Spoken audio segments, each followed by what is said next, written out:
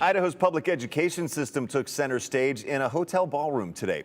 State Superintendent of Public Instruction Debbie Critchfield answered questions for about an hour with the City Club of Boise. The topics ranged from her first legislative session as state superintendent to school choice to school funding. News Channel 7's Andrew Bartline talked to Critchfield after the event.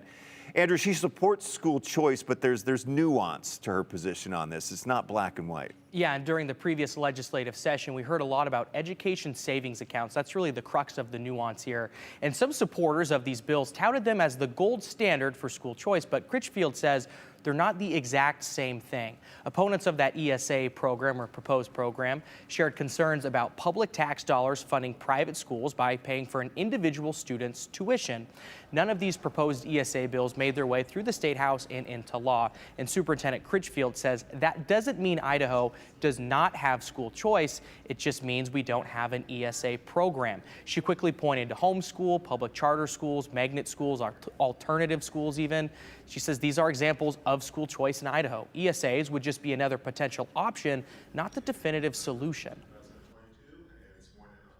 I think as that became more clear and more evident, particularly in the legislature, that it shifted more away from, well, we need more school choice to look at all the ways that we are already supporting school choice. Do we now want to take public dollars and direct them to private schools? Critchfield says increased funding for public schools at large played a role in a strong push for ESAs. The state's education budget increased by roughly 16% over last fiscal year. We previously reported a couple school districts voicing concerns over their budgets, even with this historic funding. That's because the state formula for districts to receive money will once again return to average students attendance based. Temporarily through COVID, it was based on total student enrollment. Critchfield says the entire funding system, though, could be revamped too. The current formula for funding our schools on a unit base is more than 30 years old. And our classrooms look different, our needs are different, the resources are different. We've added more money.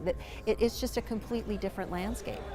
This summer, Critchfield says she's bringing together a group of state lawmakers and people who work in education. The goal of this group is to create a better and different way for the state to allocate money to school districts and other state-funded school choices. Critchfield adds she's open to more options of school choice in Idaho and in public education, but Doug, she really wants to ensure that it doesn't hinder or hurt what already exists. She expects ESA, school choice, are going to continue to be topics at the State House next legislative session. She does not think they're going away. Well, education always one of the biggest, if not the biggest topic there, because it is the biggest part of the general budget too. So, Andrew, we know we'll hear a lot about it throughout the year and next session as well. Thank you.